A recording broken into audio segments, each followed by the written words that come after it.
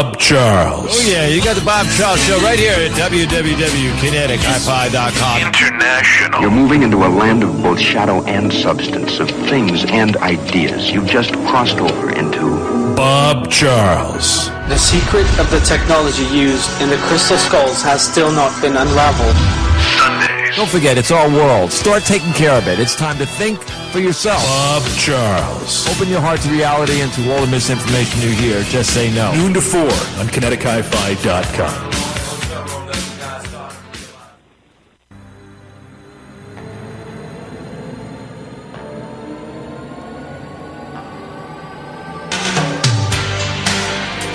Oh, yeah. Heaven definitely does know. Let me tell you a little bit about my guest that's coming up. Her name is Laurie Spagna, founder of Ethil's God Spirit. And Ethil's God Training is a spiritual, holistic approach to communication and healing for the mind, the body, and the spirit. In every living being.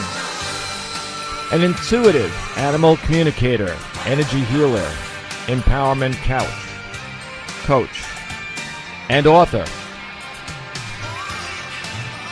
Canine behavior expert. Also, Reiki master, theta healer, Akashic Records practitioner, quick pulse practitioner, EFT, and Kung Lung energy healer. An unbelievable lady, Laurie transferred to life after her near-death experiences living in Maui. Her current books, How Psychic Are You? And Animals in the Afterlife, and Animal Communication.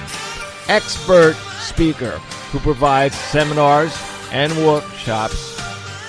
Laurie empowers people and their pets to tap into the true power through the universal source that connects us all.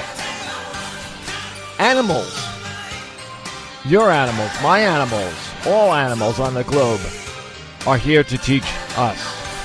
Ethil's God started as a dream, which sprung from a passion to be of service to animals and the people in their world. Ethil's God, spelled backwards, is God's Life, an organization to understanding and respecting all animals, human, non-human. She has transformed the start-up dog training business into an empowerment support network. It incorporates universal principles, energy healing for all living beings, and intuitive communication between all animals, human and non-human. May I present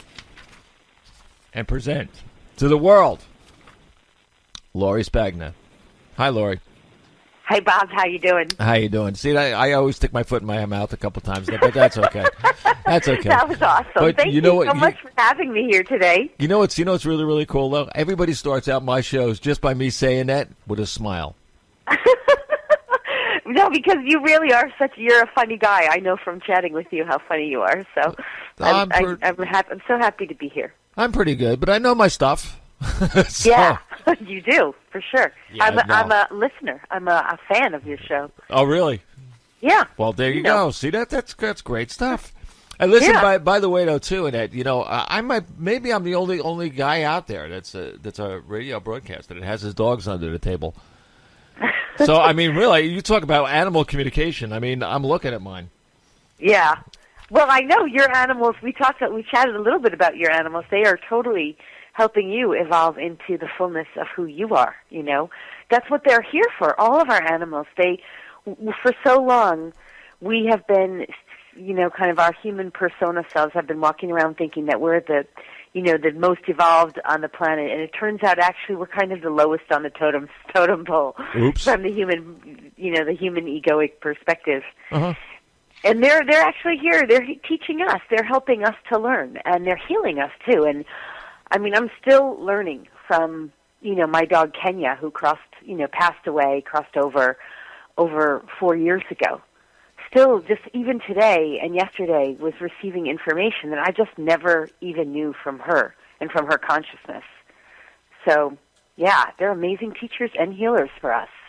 You know, I was bouncing back and forth some emails and that with some people that were asking about you coming on the show.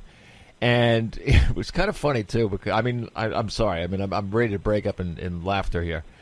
They turned around and they said, well, are you going to talk about dead people? So I wrote back to them, no, I'm going to talk about dead animals. They freaked out. They went nuts. They went crazy on me.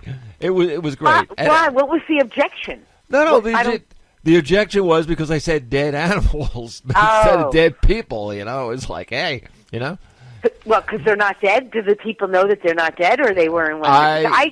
A lot of times, you know, it's very, very hard sometimes to explain to people, like, hey, look, you know, nothing, absolutely. I mean, you could put the word recycle on something until the end of time, and it's not recycled. Right. It may be remade, remolded, redone, but it's not recycled. It is recycled. Okay, I get what you're saying. But you know what's so interesting, Bob, is that here's the funniest thing. When I first started connecting, even with animals who crossed over or who were, you know, we use this word dead, what really happened initially for me was my brother, Jeffrey, he died, quote unquote, of an accidental, quote unquote, drug overdose, an alcohol overdose. And after he, I don't even use the word died really, crossed over, I started hearing from him and getting messages, and I, at that time, was not trained to connect with people or animals, not formally trained, who had crossed over. And, I mean, these messages were so, like, flamboyantly out there, I couldn't ignore them.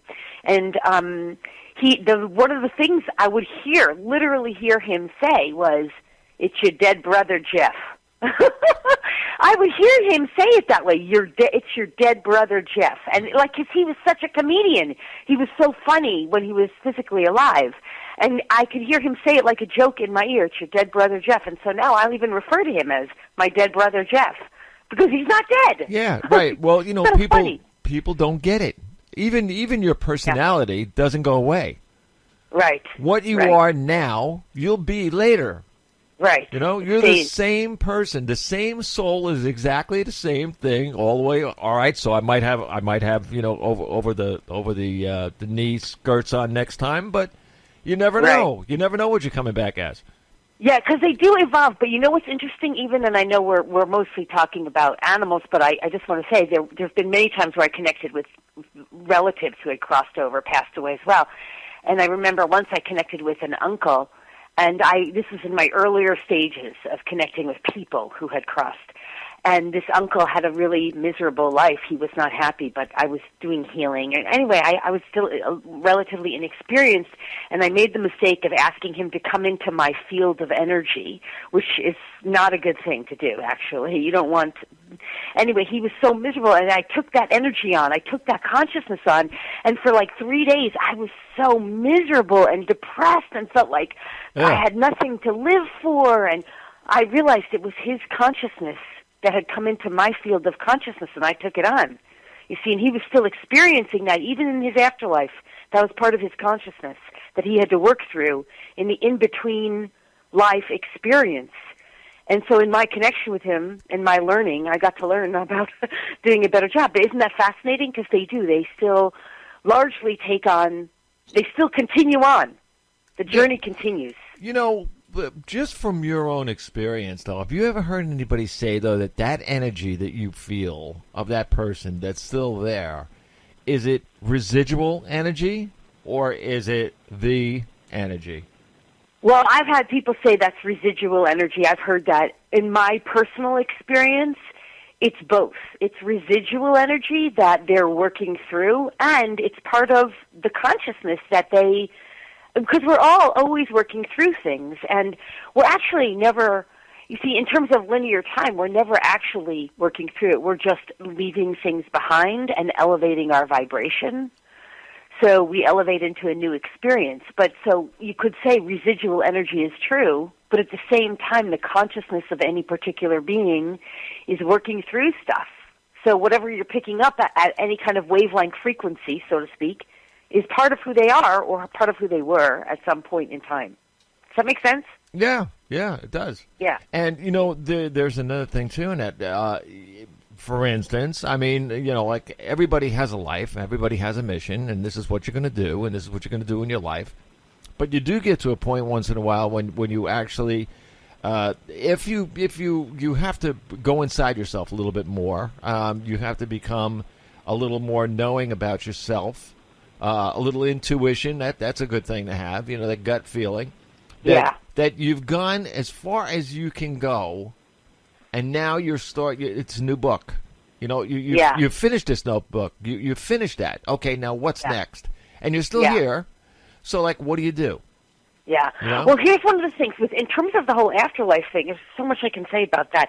Number one, in terms of the whole afterlife thing, I always say every death is a choice. Every death is a suicide. Every death is a choice, whether we know it or not, for animals and for ourselves. And, but there's certain points along your mission where you can say, you have choice points. Have I gone as far as I can go, or do I want to go further? And I realized that in Maui, for me, that was those were choice points when I was in Maui, and you referenced some of the near-death experiences that I had. Yeah. That period of time was a choice point for me where I effectively could have left. I had completed a period of my soul's contracts, missions, and agendas here on planet Earth. Right. And I could have checked out. Yep. But I chose to come back and stay. And it's really interesting, too, because we're talking a little bit about ascension, which I know is like a dovetail of this conversation.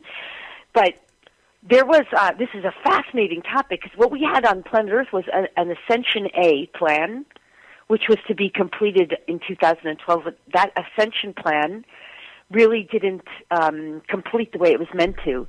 So a lot of the people who might have checked out at the 2012 timeline stayed on for what's called Ascension Plan B. That's what we're in now, Ascension Plan B. Ascension is still going on.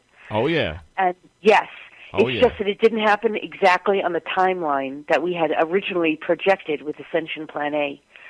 So Ascension Plan B is where people, star seeds, light workers like me, are still here. Not that we're back. We're still here, but with a new timeline plan. And the only other thing I want to say about this, too, is my Ascension Plan A was really entirely supposed to be only about non-human animals. My initial mission was going to be all focused on the non-human animals.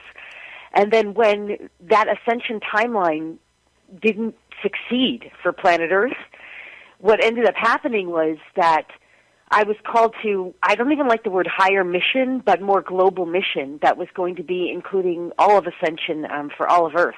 And that all transpired for me while I was in Maui. So now what I teach about and what I work with and how I serve and contribute has a lot more to do with beyond just animals in terms of our companions and the animals. It's really the whole Ascension mission. Does that make sense? Yeah, and a lot. And let me give you a little bit more on that. Do you ever get any intuitive information from animals about that? Yes. See, here's the whole thing. The animals have been sort of keepers, so to speak, of human awakening, human consciousness. Oh, they got some work to do. Yeah, we have some work to do. That's right. So different animals, just like humans, they have missions too. Species have missions, individuals have missions and contracts. So when we think about individuals, their individual animals are usually paired up with humans to assist those individual humans. And then they have these contracts and these agreements with them. And they're going to heal those humans, they're going to teach those humans, they're going to help those humans make personal and spiritual growth, and et cetera. But groups of animals also have contracts and missions to assist with the awakening of planet Earth. And so, one of the most famous ones that most people know about is whales and dolphins, who are the keepers of the oceans, right? Mm-hmm. And with their electromagnetic frequencies that they do through their high-pitched songs, whale songs, the flukes, the echolocation, that's actually healing the waters, raising the vibration of the waters. Yes. So that's a very famous one. But then, of course, all the other animals have different missions, too. Like elephants are keepers of the earth's... Elephants and rhinos are keepers of the earth's secrets and the ancient wisdom that's meant to come out, that's now starting to come out. So they all have missions. You and I have to take a test and sit down with one of these guys and say, all right, spew. Well, that's a lot of what I do. I literally do. It's kind of interesting because recently I was in Africa, and when I was in Africa, I was with my family. It was like a 3-week, actually it was like a month-long, extended vacation, awesome. Safari type. And I connected with this elephant once, and I was having a really hard time that day. It was a very 3D kind of, three-dimensional kind of vacation. And anyway, so I was having a hard time because I was picking up so much like unhappiness and unpleasantness from the humans that I was with. It wasn't even stuff that they were conscious of. And I was feeling it empathically. So I'm sitting with this elephant on this safari at one point, and nobody on the trip knew, really, that I was so sad and processing so much pain. And this elephant, I could just hear him. And the words that he said were, I'm translating them now, but it was effectively like, don't forget who you are. Don't forget the truth of who you are. Stay in your truth. Stay in your knowing. You are a divine light worker, and you're just, as long as you can stay in your truth of who you are, you won't be confused with what you're feeling. I thought that was amazing. It was so phenomenal. I'm just sitting there, and this elephant was like an arm's length away, and this is what I was hearing in my head as I just tuned into this elephant in awe. Yeah, and to anybody that's listening to this broadcast right now, trust me, from my heart, this woman is not out of her mind. Those animals really do say that. I've heard it. You're not the first one I heard that from. Yeah. Especially in Africa, because those animals over there, I mean, they're out in the middle of nowhere. They have nothing in their mind. All they have is their directive. Right. And that's it. Right. They're not trying to figure out how to pay the bills or duck the popcorn that's being thrown through a bunch of bars. Or anything else, you know what I mean? I mean, these are animals that are naturally just chilling out in the middle of nowhere.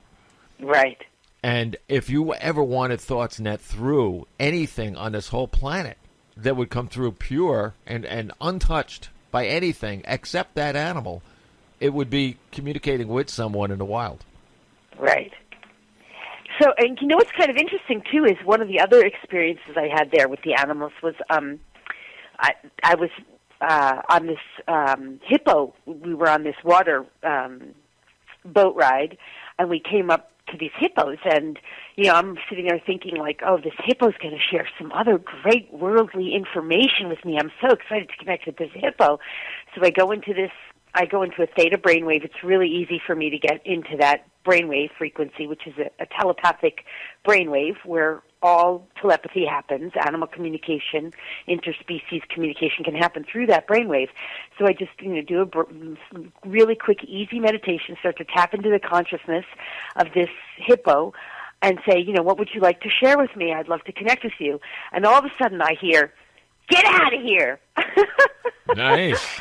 Leave us alone. And then 2 seconds later, these hippos dash out of the water and charge at us on the boats. Of course, we all get really scared, and the boat moves away. And the captain of the boat says, hippos are the most aggressive animals we have here, and they do not like humans. And I thought, I didn't know that. But that's what the animal communication did, in fact, tell me.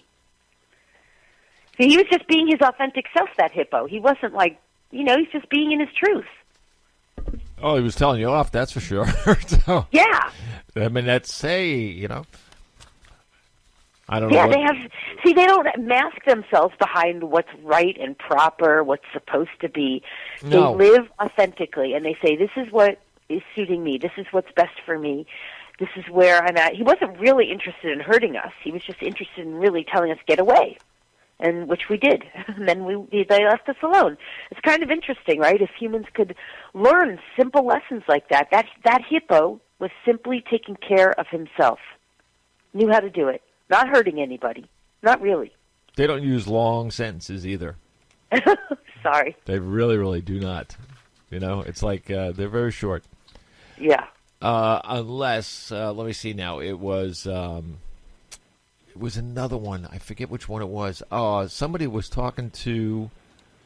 Oh, what was the animal? Oh goodness. It's on the tip of my tongue. I think it was a lion, but I'm not sure. But I think it was a lion that it was that I remember the conversation from, and the conversation that more or less had to tell that man is where man has to be. In other words, we are where we have to be. Now we're supposed to go further. He was just giving us a message like, hey, listen, if you think you have anything else to do, forget it. You know, you are where you're supposed to be. Now, go further. Yeah. So it was kind of weird that when I heard the whole thing and that it was, now this is a lion, for crying out loud. I mean, who else but the king, the king of the of Africa say anything different, I mean, and when it comes from him, hey, I believe it. That's fascinating. I like that a lot. Yeah, I mean, it was short, but right to the point, Right, that's true. We don't always realize that all the animals have consciousness and can teach us things. I mean, you can see a ladybug out your window, and that ladybug is giving you a message if you understand how to receive it. Yeah, I also had someone on the show, and that they got one from I think a cricket or a grasshopper. And I was like, "You're kidding?" And she said, "No." She said, "I'm not kidding." She said, "You have to know what they're saying and where they are." Yeah. Did you see a cricket or a grasshopper? Is that what you just said? No. The communicator that was on the show said that even insects talk. So I said, "Well, have you talked to any lately?" And she said, "Yes." And I was like blown away. She said, "Yeah, a cricket and a grasshopper." Yeah. Do you know what they usually have to say? What? Typically speaking, when you see cricket or grasshopper, I mean, they're great signs. They have to do with you've just made leaps and bounds forward in your journey, or else you're about to make leaps and bounds forward. And they also have a lot to do with lots of good, like prosperity and abundance. They're just great signs. I mean, you can tune in and ask any specific question to these animals and see what you get. Sometimes you won't get anything. Sometimes they're just like, I don't really need to share anything with you. Yeah, right. I don't want to deal with you. Yeah. Go away. Sometimes they don't. All right. Well, how about this is an intuitive gift to be able to do this. Yeah. For people, what do you get? All right, you can do it to animals. What do you get out of people? Well, first of all, one of the biggest things with doing it with people is if you're really good at what you do as an intuitive, you're never going to get something that human doesn't want to give you. In other words, you always learn to honor and respect someone's boundaries. So a lot of times when they hear that they're around psychics or intuitives, they immediately, a lot of people will just get nervous or shut down or not really be able to, they get afraid or they put blocks up. And a good intuitive will totally honor that. So that's really important to understand. We don't invade someone else's space and start psychically reading them, even if we could. But, really what you're talking about is just opening up to everything that everybody already has. In other words, I mentioned a theta brainwave before. That's one way to get intuitive readings with humans. And another is through opening up your pineal pituitary glands, which are the master glands in the center of the brain. They're also called your third eye, right? Right. They're there. They're master sensory glands that perceive information. We used to call that the sixth sense. It's real. And then you have other glands, master glands in the body. Your thymus, your hypothalamus glands. These are located in the high heart center. Those are master sensory glands. And then your skin the largest organ of your body is a sensory machine, literally, that allows sensory information to come in. And if you're really paying attention, you can discern what that information is. And then you can experience it through your right brain hemisphere, which is the experiencer part of the brain. And then, through the motor neurons of the body, it'll go over to the left hemisphere of the brain where you can identify it with a word and say, oh, I feel goosebumps. Wow, my skin is telling me to pay attention to this. We've all had that experience, right? Yeah. Oh, yeah. Yeah. That's what we're talking about here. That's a definite. All right. So if that's the case, then everybody, if they just concentrated on that feeling or on a feeling that's not normal to them at that time, just because they're thinking about something or bump into somebody. I mean, I've done it a million times, and I've bumped into somebody, but I didn't realize it. Now I do. Ever since I've had the radio show for the last few years. Yeah, I mean, to the people that I'm talking to, you guys are actually teaching me. Yeah. I can read, I can research, I can do anything I want to, but it's not teaching. It's when you're actually connecting with you like you're connecting with me right now, that we are passing information back and forth faster than AT&T can give me a bill. But you know, but seriously speaking, the thing is that all of us somehow, some way, get these feelings, but just kind of sort of not look at them. You know, we don't pay attention to them. That's but right. if we did, could you imagine? Yeah. Well, you're hitting on something so important, is that we've been unconscious. We have not been paying attention. Brain dead. That's what I called it. Right. We have been only using a teeny fraction of our brains and only a teeny fraction of all of our DNA. And so because of that, we're not, this stuff is happening. We're able to do it. We're just unconscious about it. So one of the great things, to do really, if you're asking, well, how does a person start doing it? You just start to, number one, slow down everything, even if you're just slowing down for 1 hour, and then allow yourself to just surrender to whatever is. Like, I really, for a beginner, if you want to go to a beginner, I mean, your audience tends to be more advanced, but for a very beginner level, you can go into any grocery store that is frenetic with lots of people, and just at any moment, just stop and become aware of how your body feels. You will feel stressed out. You'll feel it. You'll start to realize, oh, my body's tensing up. I'm tensing up here. Oh, I'm squeezing this. Oh, this is contracted. This feels bad. Because you're in this frenetic energy that's bombarding you. Then go walk to the beach or walk to the mountains or the nature and then become aware. Oh, wow, everything's relaxing. That is sensory. It's just most people aren't paying attention to that. And that's a beginner level, of course, but we could go further from there, obviously. Yeah, I know somebody that gets in crowds and that and feels terrible. Yeah, well, that's yeah. I mean, really anybody would. Like, I even say things like, I mean, even if you look at things like smoking, drinking, you literally have to become unconscious in order to smoke. I know this because I spent 20 years as a smoker before I can quit. You have to become unconscious in order to smoke a cigarette, because the moment you say, I'm going to be fully 100% conscious as I breathe this cigarette smoke in, and this is part of how I quit. I'm going to allow myself to fully and completely feel it, notice everything, experience it 100% consciously. You realize you will never want another cigarette again. There you go. That might be something for your next book.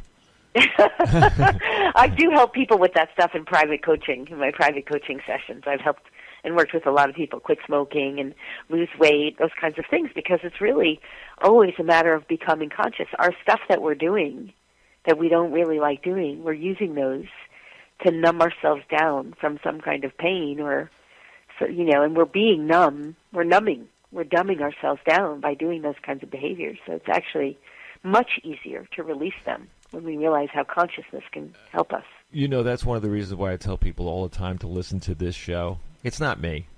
I don't make this show. My guests make this show. The guests that I bring on this show, if anybody would listen to 50% of what all the guests said, you'd all be better off. Yeah.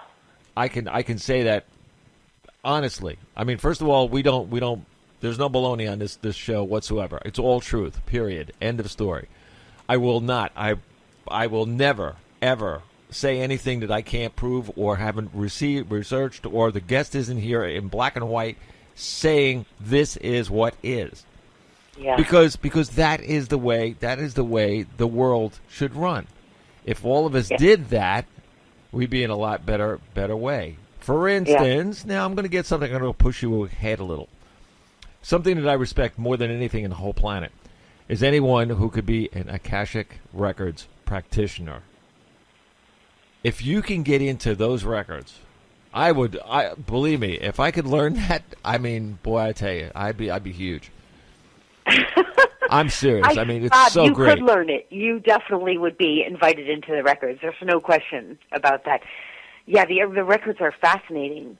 We don't always realize, we don't know about these. Most people don't know about these records, but there's, dimensions of reality, planes of existence, or fields of energy, however you want to define them, where information about every unique individual is contained. Every unique, not only individual being, like animals and humans, but houses and streets and countries and planets. So you can, and these are called the records, the Akashic records. So you can access them, and it's not just information, it's energy. It's basically everything. Like, let's say a person has a disease, like cancer or something, and they want to heal themselves, and they've tried everything. Like, I get people all the time say, I've tried everything. I've had this sleep disorder. I've tried everything. Nothing's helped. Or I've tried everything to free myself from this person, and nothing helps. I've cut cords. I've done this. Well, the answer is going to be in the records. And not only will the answer be in there, but the solutions will be there too, like any energy that's needed, any directions, any healing. It's all in the records. Well, there we go. So we got to turn all the doctors on the planet into this. If doctors started using these complementary practices, it would be amazing how our world would transform. It is starting. I mean, it's starting. I know for me, I work with a lot of veterinarians, and I teach a lot of veterinarians how to use animal communication in their practice and animal energy work, and it's transforming the way they do their work. Traditional Western veterinarians are opening up to this, and it's amazing. Yeah, they when doctors, I don't know, I don't know how to say it nicely, but you know what? I'm going to blurt this out, and if they don't like it, too bad.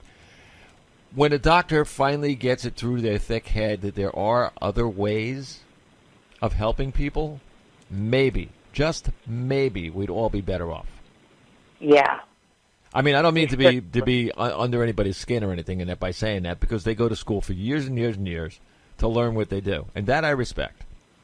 Yeah. But when you pay somebody hundreds and hundreds of dollars to walk in the front door, for them to give you a little slip of paper that gives you a prescription that could poison you or kill you, and that I don't respect. Yeah, well, the doctors have, they're learning to do too, because they've been largely just told what is right by purse strings, people who hold the purse strings. Yeah, hence wake up. Right, so it's true. And it's not to discredit that there is a need for Western medicine in our society at this point in time. Absolutely. There is. It's just about asking doctors to become more open-minded about the other possibilities that exist outside of the traditional approaches that they've been trained in. You're very. Traditional solutions. I was going to say that you're very, very correct in what you're saying about veterinarians, because I've also had a person on here that takes care of animals and everything else, and actually is the one who tells you what the dog should eat. Yeah. Depending upon what is wrong with the dog, or cat, or bird, or whatever. He designs meals. Yeah. And recipes. Well, here's my issue about veterinarians and food, because I actually have, this is like a button for me.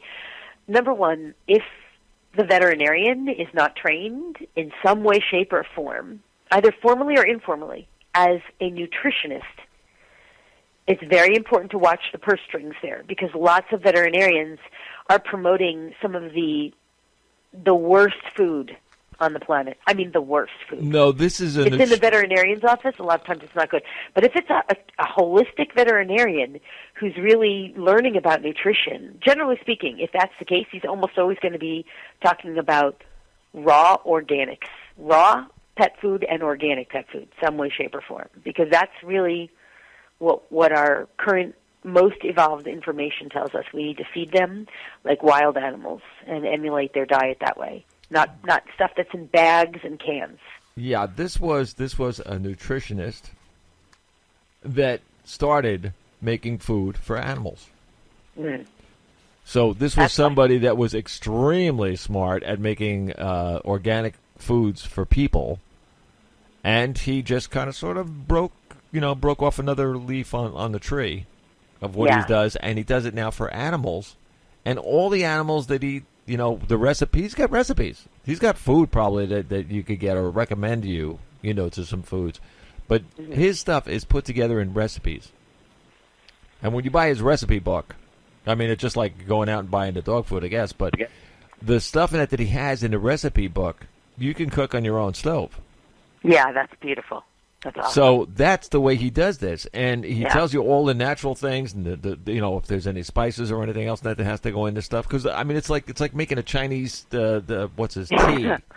You put that stuff in there, and it's like even if the dog is dead, or almost dead, and things, he's had people that sent him letters that they couldn't believe it that the dog's outside running around, and the dog was told that it had to be put down. Yes, I've had a lot of those kinds of experiences too, where it's amazing if when you're giving them the right food, how quickly that can heal. Sure, 1, 2, 3. Yeah, it's not that hard at all. Now, what is a quick pulse practitioner? I mean, is that somebody that takes care of me if I ran around the block 3 times? Well, here's what I have so many different modalities, as you obviously you're mentioning them, and one of the modalities, I use all different modalities. Usually what I do is I'm tapping into original source energy by entirely removing all of my egoic aspects, my personality, my person aspects, even my own awareness of my physical body. I'm tapping into a field of original divine source energy. And when I do that, that energy does exactly what it's supposed to do. It completely lifts, removes, dissolves, heals, transforms all energies and everything's energy and everyone's energy that are of what we call lower vibration or that are not in harmony with this original divine source energy. So I get out of the way, the energy comes through, whatever's being brought to the surface by the human or the animal gets cleared out of the way. That's how I do it. That's really what I'm doing with these modalities when I am working as a healer. Now that we're on that subject, what's Kunlun energy healer? What is Kunlun? Yeah, Kunlun. So Kunlun is a practice from the ancient Kunlun Mountains, and actually this is my probably one of my most favorite modalities. It's incredibly potent energy, and these practitioners of this it's been kept secret for thousands of, I don't even know, for as long as existence has been, it's been kept secret. And of course, with what we were referring to earlier, the ascension of planet Earth, it's now being released to the masses.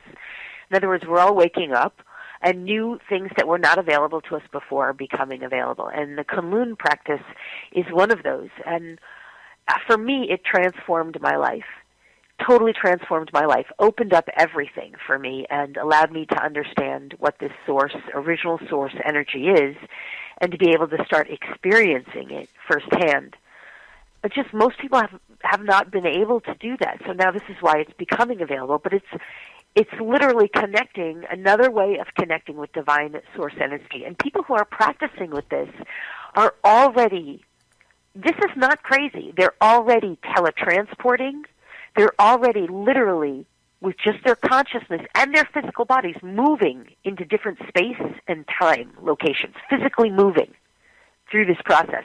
They're already able to use this kind of process to literally flip a table over or affect things in the physical reality without touching them.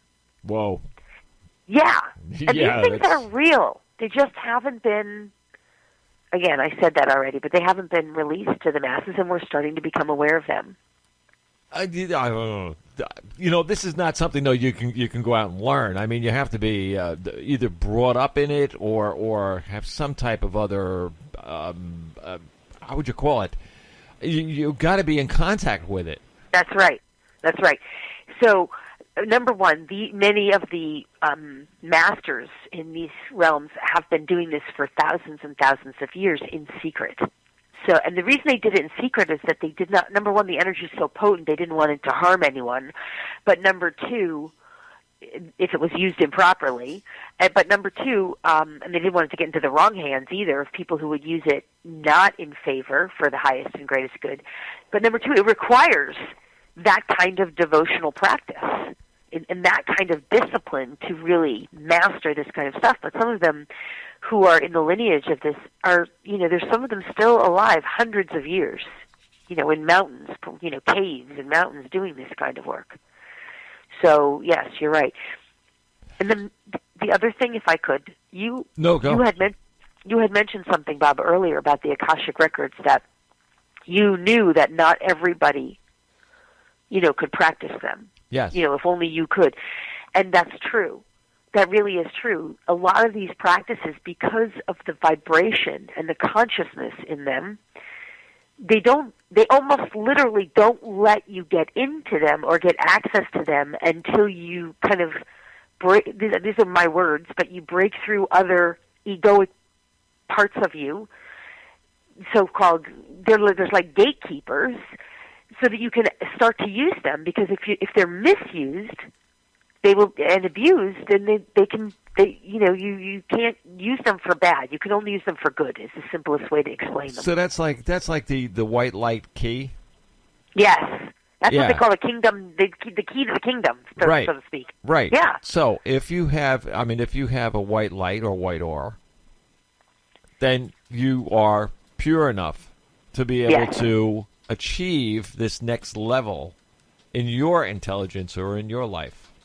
Yeah, that's a really good way to explain it, for sure. Yeah, I'd say this is something that there's nobody on this planet that can't do it.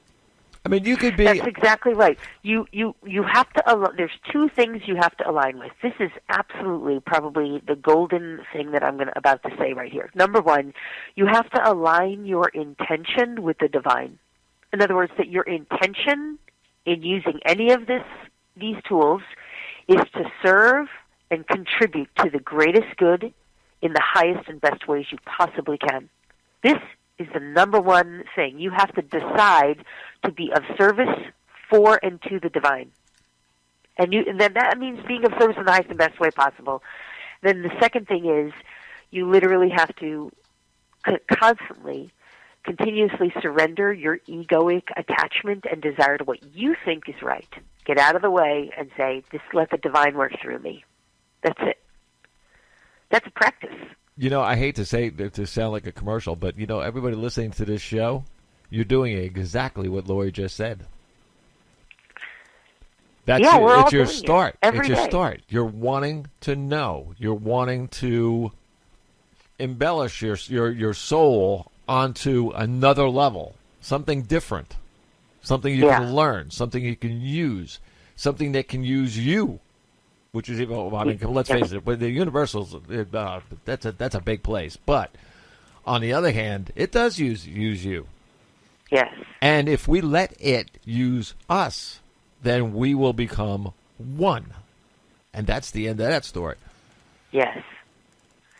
And the only other thing, too, is, I guess I didn't say this, but this is so important, too, is one of the first, and this is, we haven't really talked too much about the DNA, but the DNA in our bodies is expanding, right? So we've previously only been using 2 strands of DNA, and we actually know that we have at least 10 additional strands that science now knows is not junk and can be awakened. Well, in order to do any of these kinds of modalities, what you need to have is your compassion for all other life and other beings, including your own self, compassion for your own self. And that's actually in the DNA. So that's what awakens the other strands of DNA, starts to awaken. And that's also the key, if we go back to the key to the kingdom, so to speak, that's also the key that first will allow you to step into the next doors, so to speak, to be able to, work with these other modalities. You just have to be compassionate towards yourself and towards others, because that compassion is literally, the safety notch, the safety valve. Mm-hmm. Yeah. It's funny though that you should mention DNA, because the next guest coming up, Chet Snow, he's a doctor, PhD. Mm-hmm. We are going to be, one of the things that we're going to talk about is crop circles, and crop circles after 12/21/2012 changed. You know how they had the crop circles now with the DNA? Yes. So, signs in them. Okay. Do you know that after 12/21/12, the DNA strain changed? I think that's fascinating. Well, first of all, that's a show I'd love to listen to, and I hadn't heard that out loud like that, but I totally get it. And even as I'm, when I listen, I just hear in my head, yes, that's so right. Yeah. But I know that all the crop circles were showing us DNA. That's part of what they were showing us. And in fact, that sacred geometry, one of the things I do is I activate people's DNA for them, and animals, the dormant DNA, because when it gets activated, our greatest gifts start to come forward. Well, one of the ways I do that is through the use of sacred geometry, which is, I know, has been in the crop circles. So, wow, fascinating. That guest sounds, wow, yeah. That's going to be a great show. Oh, yeah. I'm telling you. But you noticed the one show is going to blend right into the other one, so it's beautiful. But, all right, awesome. Tell me a little bit about this book that you have here. Psychic, how psychic are you? Does the book come out and say, yo, are you psychic or not?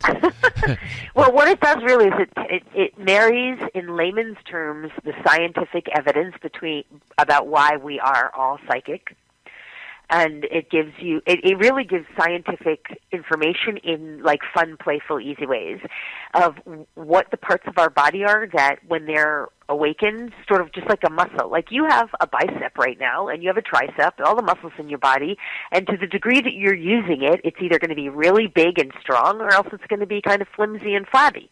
Well, it's the same thing with all of our parts of our body that allow our psychic gifts and potential to come through. So it explains all of that, and then it talks about how to open it up in yourself and how to start using it, and different tools and techniques to develop it, because we're all psychic. And it defines the differences between, how to connect with animals, how to connect with humans, how to, use your empathic abilities, how to connect with animals and people who have crossed over. It's a very thorough book. I'm really proud of it, actually.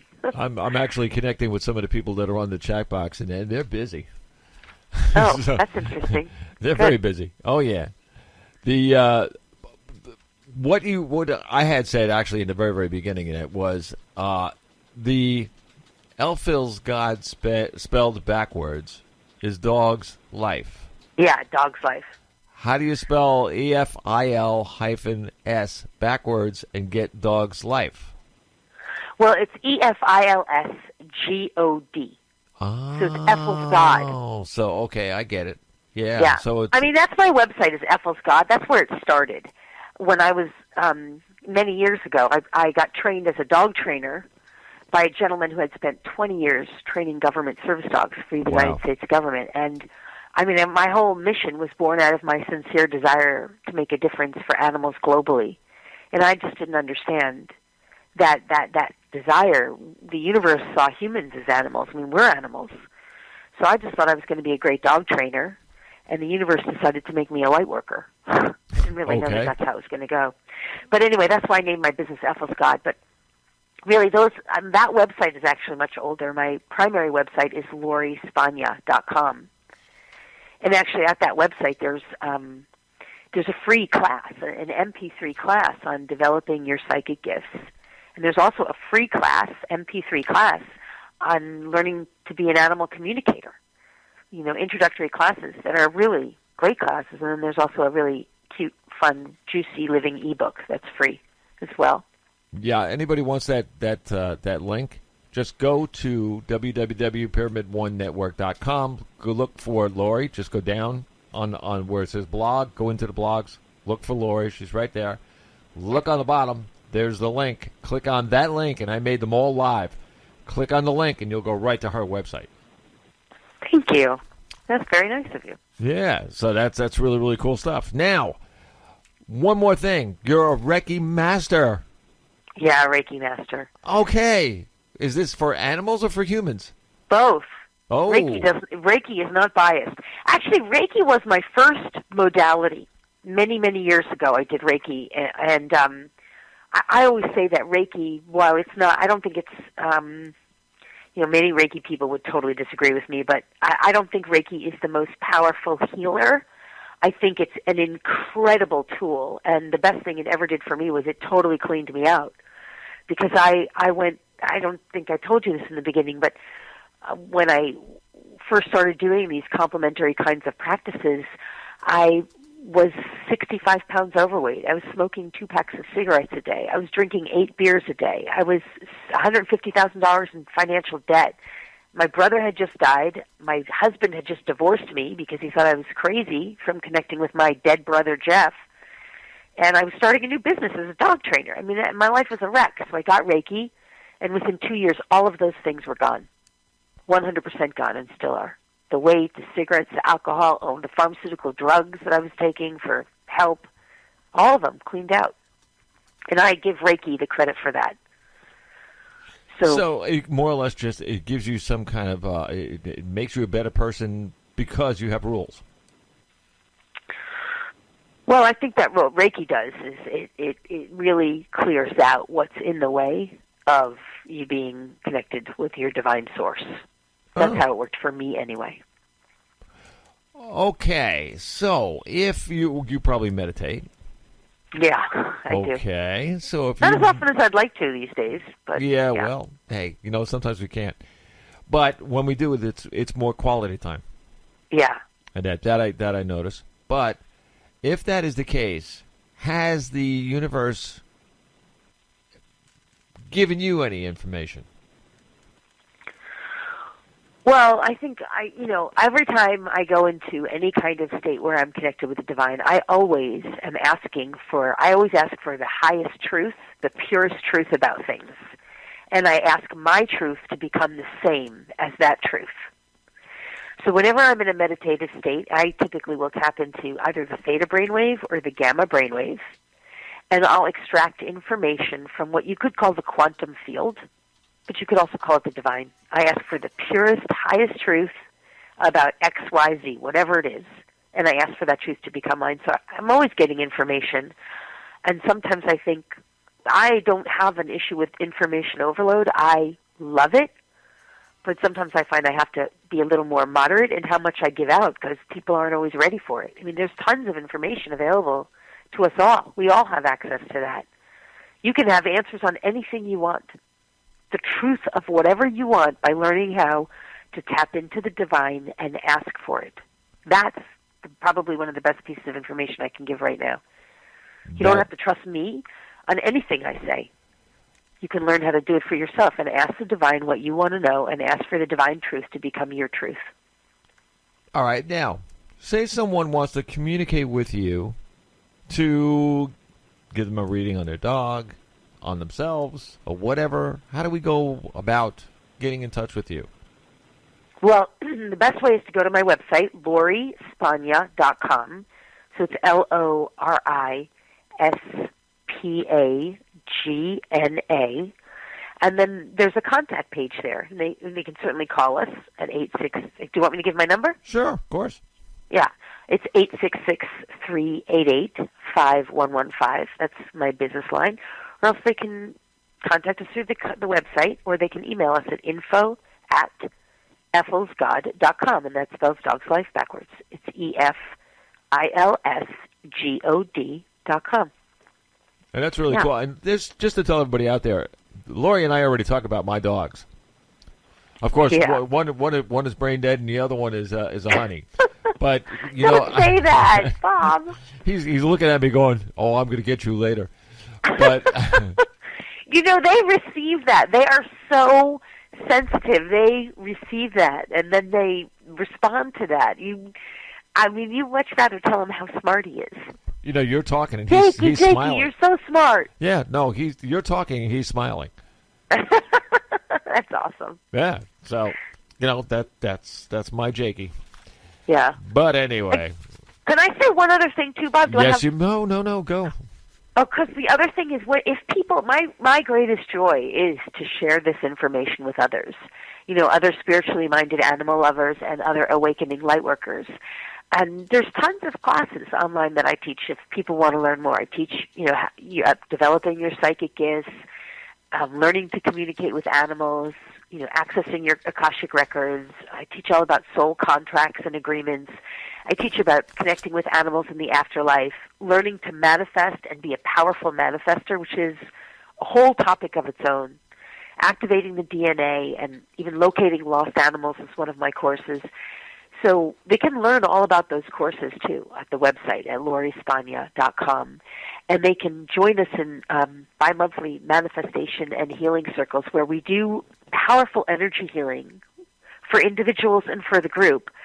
And that helps us to, remove these lower vibrational energies that are just based in this idea of somehow that we're separate or that we're just little humans or that we're victims or that we can't live our greatest lives. We clear out all that dross, all that heaviness, and align really with the divine that resides within us and around us and through us and connects each and every one of us.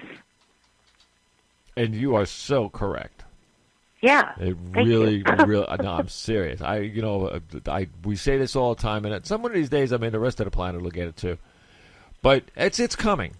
It's coming. Yeah. Slow, but it's coming.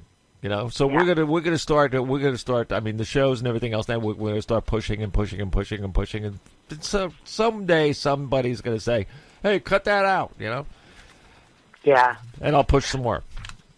Right, Bob. That's why we love you, because you are relentless in your pursuit of the truth. I'm not giving up. Sorry. Yeah, you are relentless in your pursuit of the truth and in your desire to share the truth. There you go. Laurie, thank you very, very much. It has been an honor, obviously, to have you on the show, and this is beautiful. You got to come back. We got to talk about some AtlasNet before. When we get some more things, then you can put it on your website too. If you want any questions that answered on the Bob Charles Show, we'll send them to you, and then we'll do it right here on the show. For sure. I would love that. And, Bob, thank you so much for having me as a guest. It's been my honor and my pleasure. Beautiful. You have a great day. You too, Bob. Thank you.